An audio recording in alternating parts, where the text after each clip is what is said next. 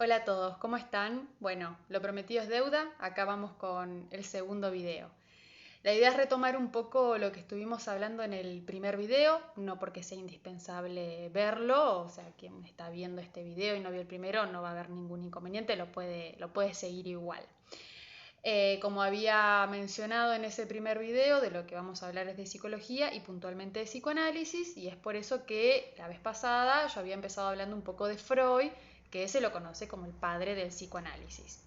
El punto que un poco nos había quedado es, bueno, Freud, siendo un médico neurólogo, cómo es que empieza a atender, a escuchar lo que es el campo anímico, el campo de lo psíquico. Freud en determinado momento empieza a escuchar que el sufrimiento que tenían los pacientes no eran solo o no se podía ubicar incluso a veces la causa biológica, la causa en el órgano, la causa más bien física de ese sufrimiento, sino que ese sufrimiento era de otra índole, era de otra cosa. Esa otra cosa, en el primer video yo había ubicado como que era algo en relación al cuerpo que atiende el psicoanálisis. Por supuesto que el cuerpo es uno solo, o sea, uno tiene un cuerpo, pero a lo que me refería es a lo que atiende, no es el mismo el cuerpo que atiende, o mejor dicho, escucha un psicoanalista que el cuerpo que atiende o ve un médico. Entonces, a ese punto me refería. Lo que yo les decía es que el cuerpo que atiende el psicoanálisis es un cuerpo que está formado por hechos de lenguaje. Entonces, lo que causaba estos sufrimientos, estos malestares, eran distintas situaciones traumáticas. Esas situaciones traumáticas podían ser situaciones vividas, frases escuchadas, frases que le fueron dichas a esas personas, pensamientos, ideas. La situación traumática puede estar conformada por todas esas cosas o otras cosas. Es muy subjetivo, es muy singular de cada quien, de cada sujeto, cómo es que determinada situación es traumática para alguien, ¿sí? No es que podríamos decir, bueno, un trauma es este, trauma, dos puntos, es este, y eso va a ser un trauma para todos los seres humanos del planeta. Hay para algunos que sí y para algunos que no.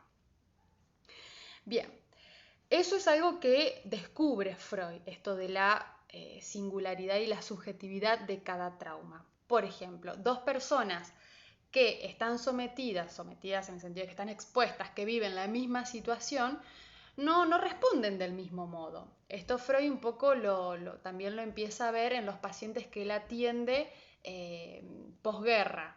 Había gente que tenía determinados traumas con eso y había otros que no, y los dos fueron expuestos a la misma bomba, por ejemplo, o a la misma situación. Si se quiere, con cosas más cotidianas, dos hermanos con el mismo padre, bueno, cada uno tiene una versión del padre muy distinta a la que tiene el otro. Dos personas, dos hermanos que vivan la misma situación con la madre, por ejemplo, para uno va a tener un sentido, para el otro va a tener el otro. A eso voy con que las situaciones traumáticas, el trauma, lo que se vive es algo muy subjetivo, es algo muy singular de cada uno. Tiene un significado muy propio. Bien, podríamos decir que los traumas suelen ser ocasionadores de síntomas. Los síntomas pueden ser múltiples, pueden ser de diferentes maneras. Por ejemplo, pensemos en los síntomas motrices. No sé, alguien que le diga a una persona, también tiene que ser en determinado momento, digo, uno escucha ciertas cosas que no en todos los momentos de su vida tiene el mismo peso, bueno, pero supongamos que se dan todas las condiciones y a alguien le dice a otra persona, vos nunca vas a progresar en tu vida. Eso para alguien puede ser traumático, como les decía, para otra persona puede no serlo. Supongamos que para alguien sí, y por ejemplo, esto de los síntomas, bueno, podría ser que alguien tenga el síntoma motriz de no poder caminar, efectivamente, de no poder progresar en el caminar.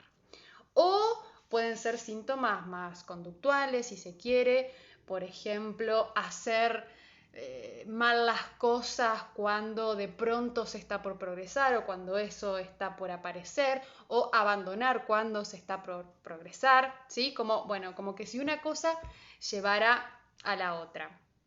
Esto es un punto porque Freud en los inicios creía que un síntoma se correspondía a un trauma, como que si fuese una especie de causa-efecto. Uno vivía algo traumático y tenía un síntoma, como una cosa así, causa-efecto. Esto no siempre es así. Yo les voy a traer dos ejemplos de estos. Uno que muestra que puede ser así y uno que muestra que esto puede no ser así siempre. Uno de esos casos es una paciente que tenía Freud, que se llamaba Emma, que era una jovencita que tenía un impedimento que era que no podía ir a una tienda sola a comprar. Haciendo todo un trabajo de exploración en el análisis, Emma puede ubicar dos recuerdos. Primero ubica el último, que es el que da como el que da que ella no puede, o sea, ella tiene una situación y la consecuencia de eso es que no puede ir más sola a comprar una tienda.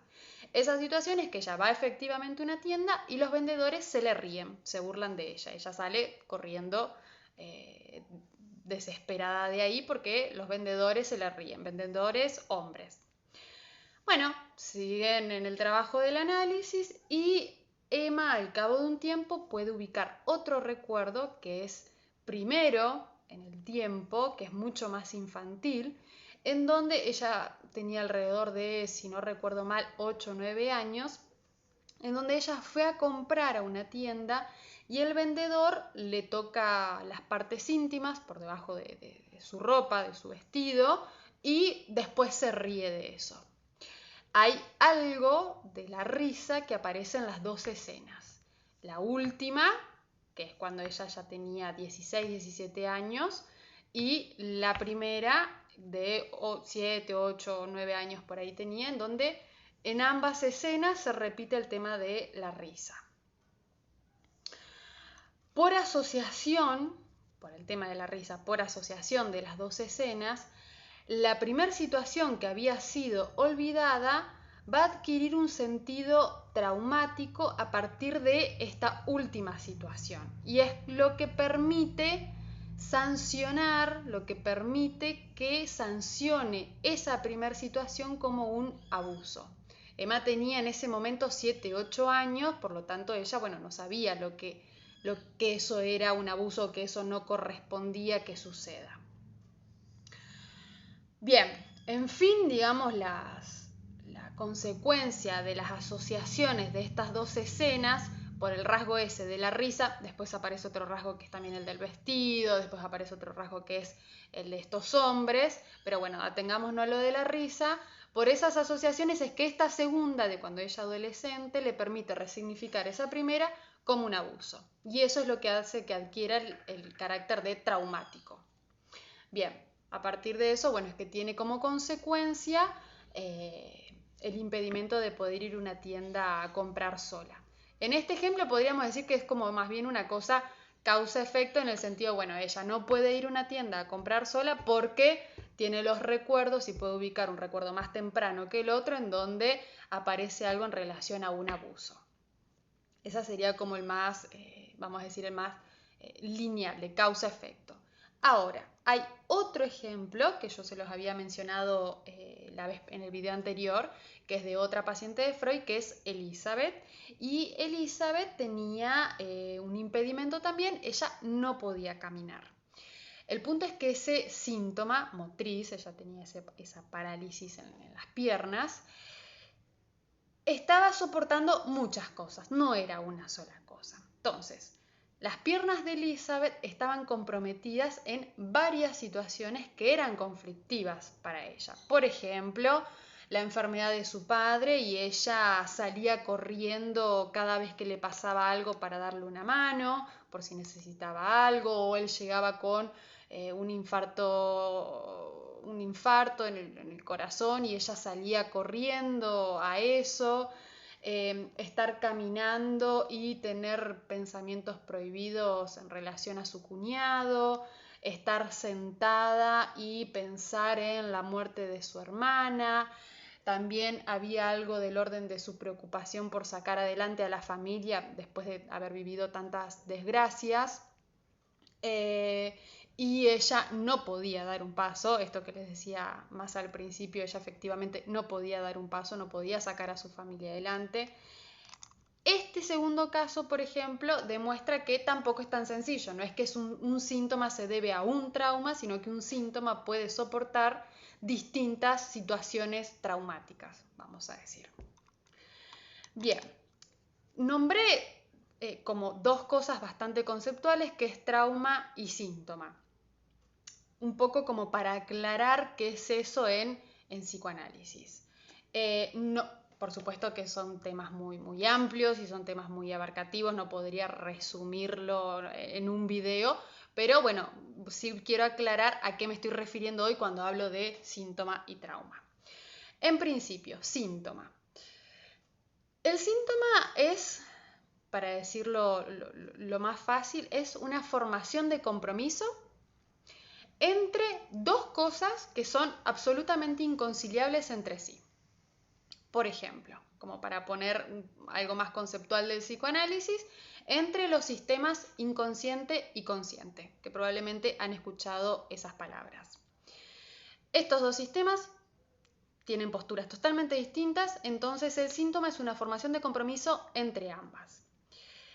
El inconsciente no quiere que las cosas sean inconscientes, el inconsciente quiere que las cosas salgan, ¿sí? Lo que no quiere que eso inconsciente se haga consciente es la conciencia.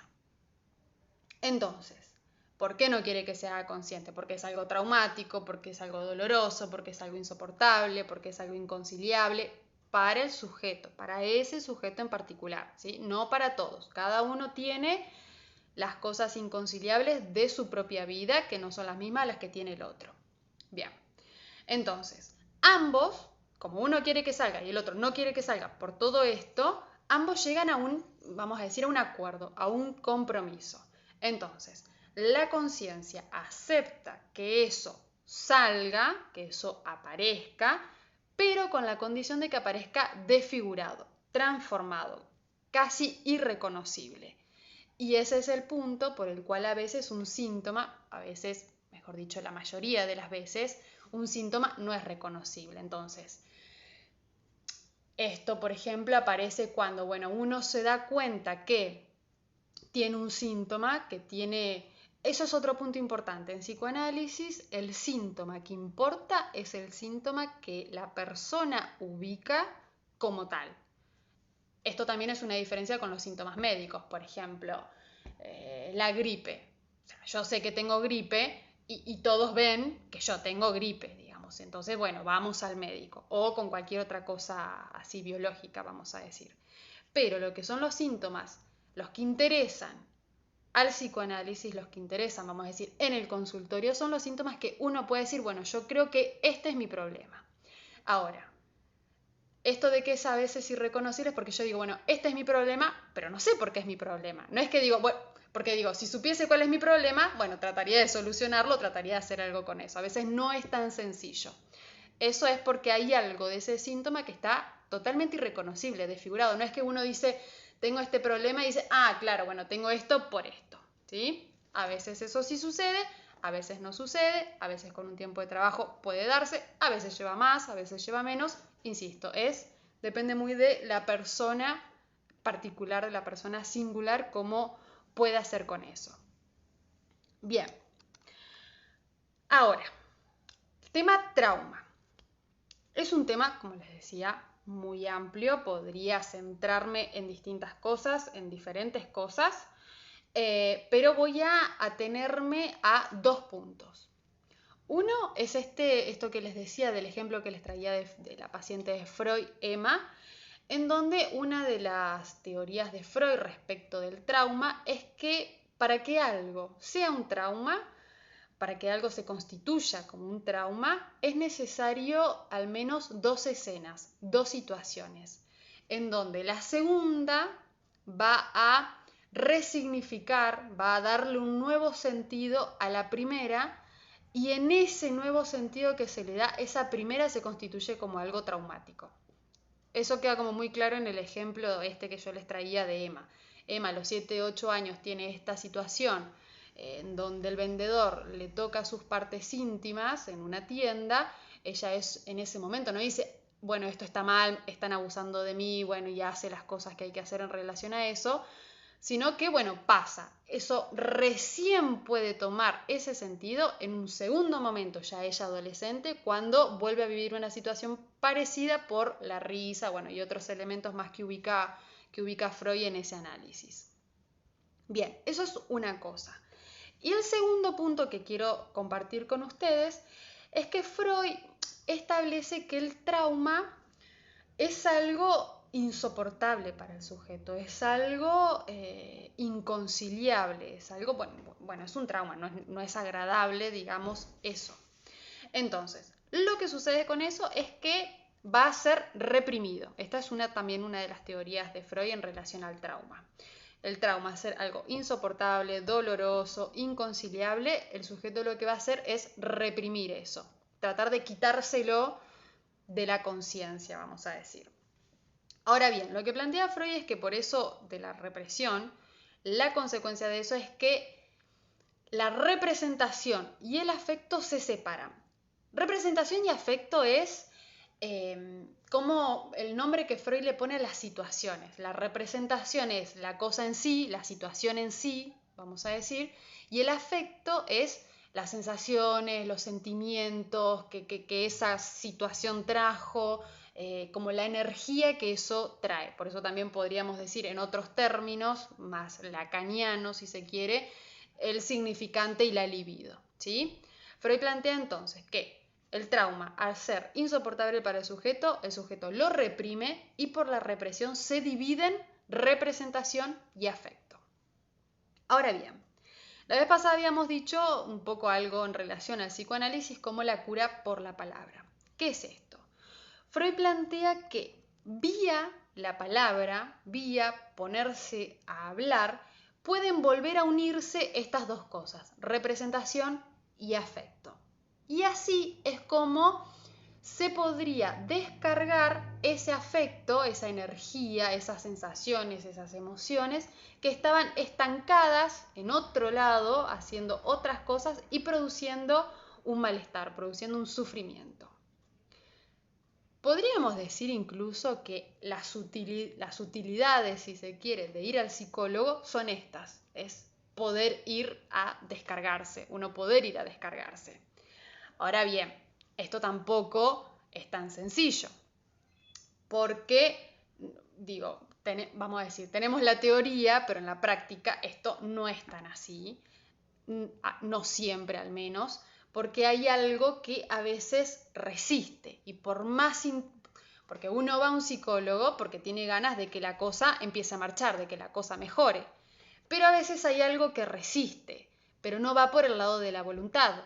Por eso en el psicoanálisis no se apunta a la voluntad, no se apunta al, vamos a decir, dale, échale ganas, que si le pones ganas y le pones voluntad esto va a salir, porque a veces no se trata de eso, a veces eso no es una cuestión de voluntad. La persona puede poner toda la voluntad del mundo de querer que la cosa cambie y desearlo con toda la fuerza de su ser, pero eso no pasa. Entonces no va por ahí a veces. Esto que yo les decía de, bueno, por ahí es como una de las utilidades ir al psicólogo, ir a descargarse, bueno, es interesante preguntarnos cuál es la diferencia entonces de hablar con un amigo, porque uno a veces cuando está mal llama a un amigo o a alguien de su confianza también para descargarse. Por ahí yo lo que les diría es que una de las diferencias, si se quiere, es la escucha y las interpretaciones del analista. Por ahí hay ciertas cosas que tal vez un analista puede escuchar y puede decir que un amigo a veces no, pero porque están comprometidas situaciones de cariño, situaciones sentimentales, por eso también se aconseja uno como analista no atender a parientes, amigos. Freud ya decía que si se hace algo de eso, bueno, que se sepa de antemano que esa relación probablemente no pueda prosperar porque, bueno, a veces las interpretaciones o las cosas que hizo un analista no las diría un amigo porque está tomado por otras cosas, ¿sí? Entonces, bien, bueno, un poco esto es lo que quería compartirles hoy. Hoy nos pasamos un poco de tiempo, espero no aburrirlos y no haberlo hecho tan largo. Y bueno, seguimos la próxima. Les mando un beso a todos.